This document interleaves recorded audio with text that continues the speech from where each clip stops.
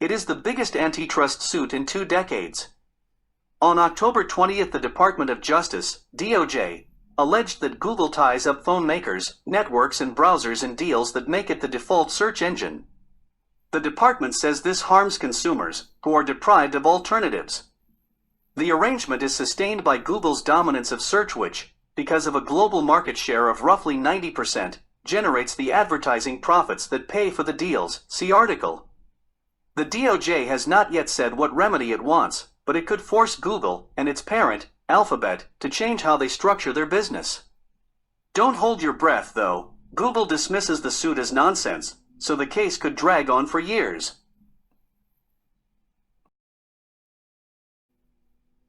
Action against Google may seem far from the storm gathering against Facebook, Twitter, and social media. One is laser-focused on a type of corporate contract, the other a Category 5 hurricane of popular outrage buffeting unaccountable tech firms for supposedly destroying society. The left says that, from the conspiracy theories of QAnon to the incitement of white supremacists, social media are drowning users in hatred and falsehood. The right accuses the tech firms of censorship, including last week of a dubious article alleging corruption in the family of Joe Biden, the Democratic presidential nominee. And yet the question of what to do about social media is best seen through the same 4 stages as the case against Google: harm, dominance, remedies, and delay. At stake is who controls the rules of public speech.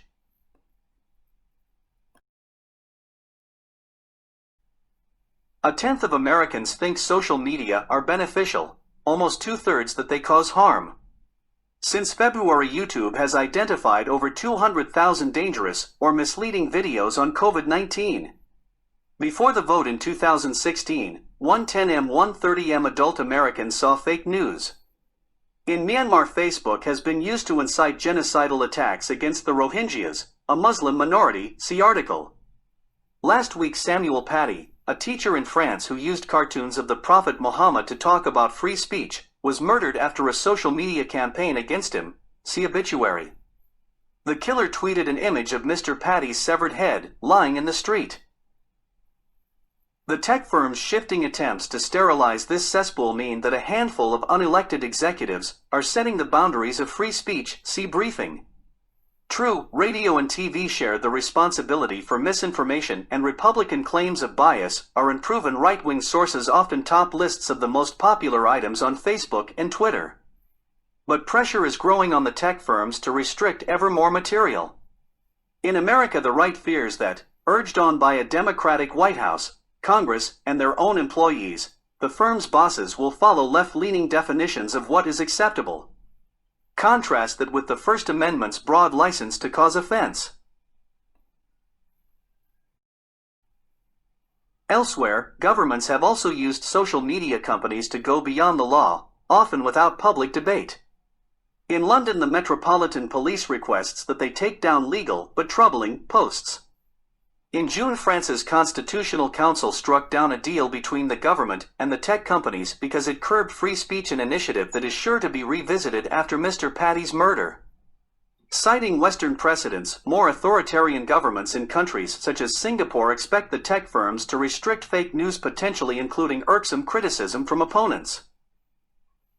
This might not matter were the networks less dominant. If people could switch as easily as they change breakfast cereal, they could avoid rules they dislike. But switching is like giving up your mobile phone number. It cuts you off from your friends.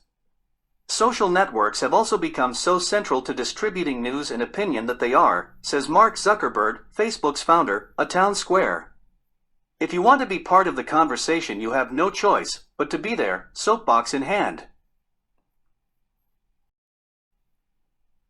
This hold over users has one further dismal implication for truth and decency. In order to sell more ads, the tech companies' algorithms send you news and posts that they think will grab your attention. Political cynics, con artists, and extremists take advantage of this bias towards virality to spread lies and hatred. Bots and deepfakes, realistic posts of public figures doing or saying things that never happened, make their job cheaper and easier. They are rapidly becoming more sophisticated. The purest remedy for this would be to change the tech firm's business model and introduce more competition. That is already working well in other areas of tech, like the cloud, see leader. One idea is for people to own their data individually or collectively, see Schumpeter.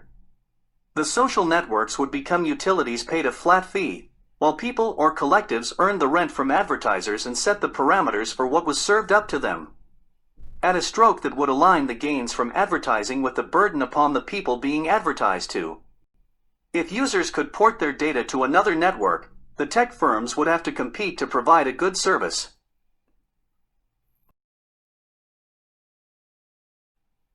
The obstacles to this are immense.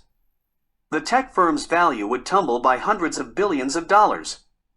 It is not clear you own the data about your online connections.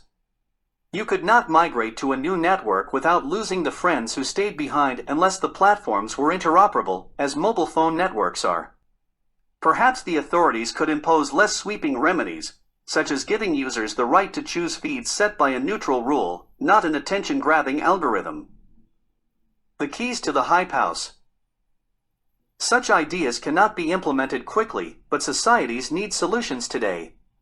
Inevitably, governments will want to set the basic rules at the national level, just as they do for speech. They should define a framework covering obscenity, incitement and defamation, and leave judgments about individual posts to others. International human rights law is a good starting point, because it leans towards free speech and requires restrictions to be relevant and proportionate, but allows local carve-outs. Social media firms should take those standards as their basis. If they want to go further, attaching warnings to or limiting content that is legal, the lodestars should be predictability and transparency. As guardians of the town square, they ought to open their processes to scrutiny and particular decisions to appeal. Ad hoc rule changes by top executives, as with the recent Biden decision, are wrong because they seem arbitrary and political. Hard cases, like kicking opponents of Bashar al-Assad in Syria off a platform for mentioning terrorists, should be open to review by representative non-statutory boards with more power than the one Facebook has created. Independent researchers need much freer access to anonymized data so that they can see how platforms work and recommend reform. Such rulemaking should be open to scrutiny. In America, politicians can use removing the protection from prosecution granted by Section 230 of the Communications Decency Act as a lever to bring about change. This will be messy, especially in politics. When societies are divided and the boundary between private and political speech is blurred, decisions to intervene are certain to cause controversy. The tech firms may want to flag abuses, including in post-election presidential tweets, but they should resist getting dragged into every debate. Short of incitement to violence, they should not block political speech. Politicians' flaws are better exposed by noisy argument than enforced silence.